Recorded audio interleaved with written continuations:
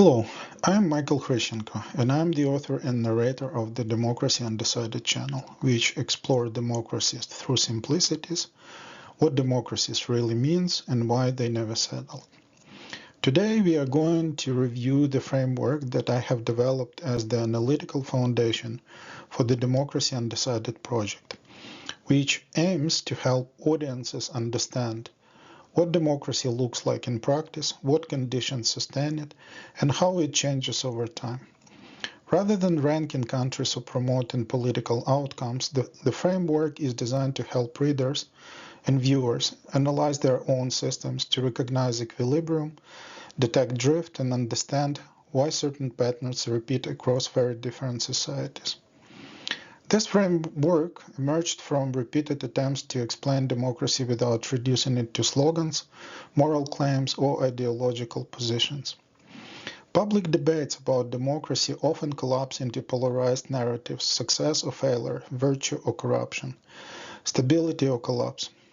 These debates generate conviction but rarely understanding.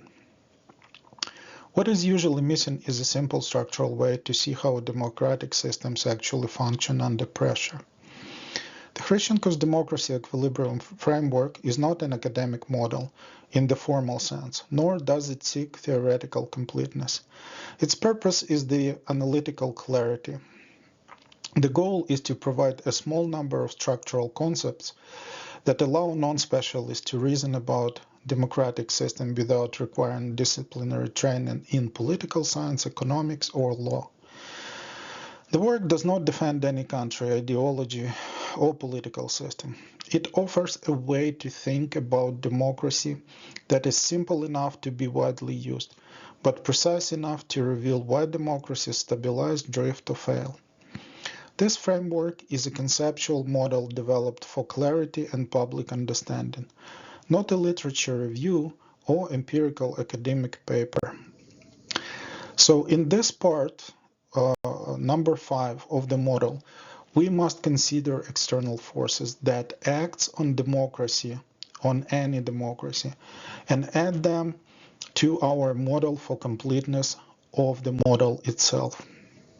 So that's why we will introduce the external stressors. And external stressors do not rule democracies. They simply apply pressure. They do not replace citizen, government, or business. They bend the balance between them. Even when internal democratic institutions are well designed and near equilibrium, external shocks can deform the system by disproportionately strengthening one internal force relative to the others. Stress does not create power, it redistributes its leverage inside of the system. Wars and the security shocks tend to strengthen the state, especially executive and security institutions. Global capital mobility often strengthens large economic actors by increasing exit options and constraining policy space. Demographic shocks, migration pressure, and information platforms tend to fragment citizen behavior, weaken shared reality, or intensify mass dynamics. The key analytical question is not whether a democracy faces stress. All democracies do. The question is which internal force gains relative power under stress, and whether existing constraints are strong enough to absorb that pressure without losing reversibility. If judicial, legislative, and institutional filters are strong, the system bends under stress but recenters through correction. If those filters are weak, delayed, selectively enforced, or already eroding, the same external shocks accelerate drift toward authoritarian consolidation, oligarchic capture, or anarchic fragmentation. External stress does not decide outcomes. Institutional resilience does. War and security shocks apply some of the strongest external pressure a democracy can face. They do not cancel democracy instantly, they stretch it. Under conditions of existential threat, citizens accept faster decision-making, stronger executive authority, and expanded security power. in exchange for protection and stability. This response is not inherently authoritarian. In many cases, it is rational, broadly supported, and intended to be temporary. The danger emerges when emergency logic outlives the emergency itself. Wars and prolonged security threats tend to strengthen government power relative to citizens and business. Over time, emergency laws become normalized rather than exceptional. Dissent is reframed as risk, disloyalty, or instability. Surveillance, intelligence, and coercive capacity expand. If judicial and legislative filter remain strong, this pressure is absorbed and later released. Emergency authority remains reviewable, reversible, and time-bound.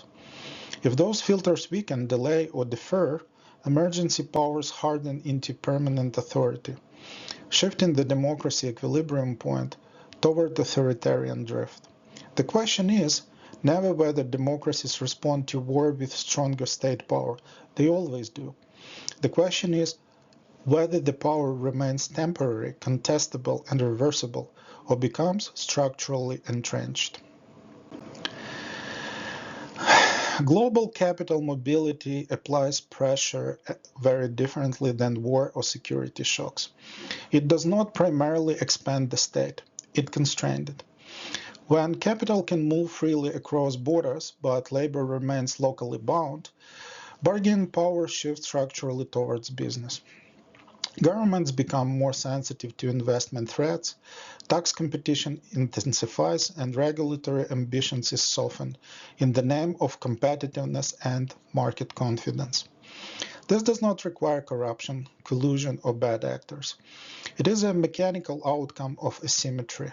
Capital is mobile, democratic accountability is not. Over time, fiscal stability and employment become increasingly dependent on mobile capital.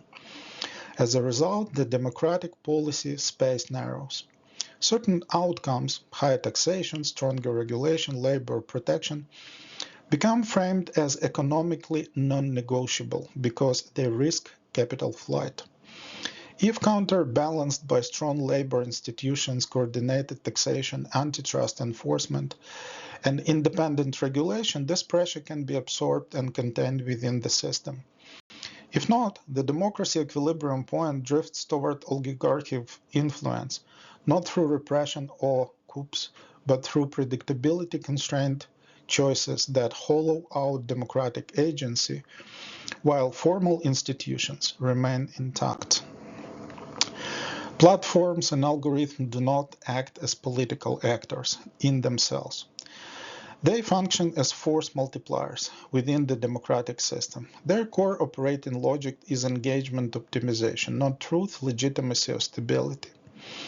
And engagement is most reliably generated by fear, outrage, identity, and conflict. This produces three internal effects on democracy. First, citizens fragment. Shared reality erodes, polarization intensifies, and emotional mobilization increasingly substitutes for institutional participation and deliberation. Second, narrative power concentrates. A small number of private platforms come to mediate political visibility, agenda setting, and amplification, often without democratic accountability or transparent governance. Third, during crises, governments can co-opt these systems for surveillance, messaging dominance, or suppression, accelerating executive leverage under the appearance of necessity or coordination. Algorithms do not choose sides. They reward whatever already drives attention, and that usually means division. If unchecked by transparency, pluralistic media ecosystem, and strong democratic institutions, algorithmic amplification shifts the democracy equilibrium point away from stability. It does so not by creating new power, but by intensifying existing asymmetries and weakening the system's capacity for correction. The slide is not about blaming migration. It is about system capacity. Demographic and migration shocks apply pressure when the speed and scale of population change exceed institutions' ability to absorb it. The issue is not movement itself, but the mismatch between change and institutional adaptation. Internally, this pressure affects all three forces within democracy. First, citizens experience stress. Housing shortages, wage competition, and cultural friction intensify insecurity, increase in polarization, and identity-based politics, especially when integration mechanisms lag. Second, business may benefit through access to cheaper or more flexible labor. This can shift bargaining power away from workers, altering labor market balance and economic contestability. Third, governments gain justification for expanded control. Border regime tighten, surveillance expands, emergency housing rules proliferate, and administrative discretion increases under pressure to manage rapid change. None of this is inevitable. The decisive variable is whether institutions adapt fast enough to maintain legitimacy, equal enforcement, and fairness.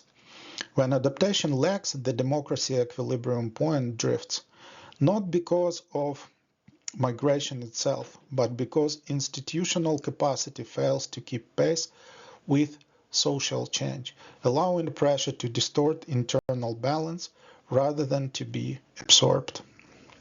Climate and energy shocks rarely trigger immediate democratic collapse.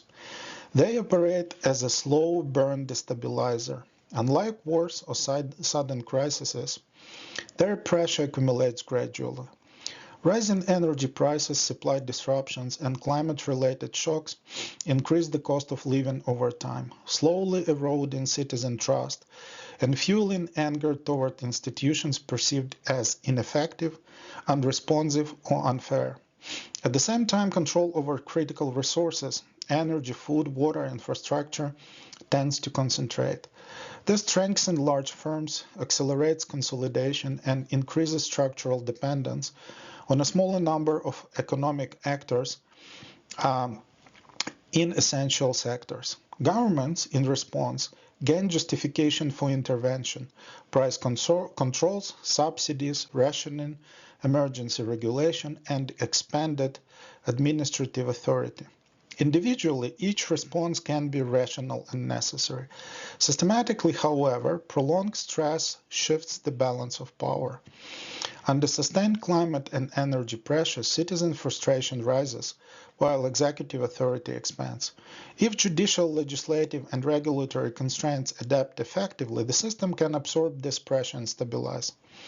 If they weaken or lag, the democracy equilibrium point drifts, not through sudden collapse, but through persistent imbalance under continuous stress.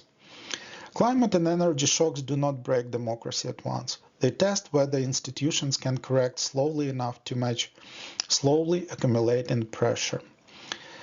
In conclusion, external stressors do not determine democratic outcomes. They expose whether internal constraints still function. External stress accelerates democratic drift only when judicial enforcement, legislative correction, and information integrity are already weakened or unevenly applied.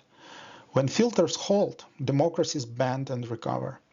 When filters degrade, pressure bends the system itself. This is why democratic failure rarely arrives as a single event. More often, it arrives as an endurance, a system adapting to stress by surrendering reversibility, correction, and constraint, while preserving the outward form of democracy. So, in the next part, we will consider the complexity of democracy and the simplicity of the democracy equilibrium framework and application of this framework with regard to Swiss democratic system. See you in the next video.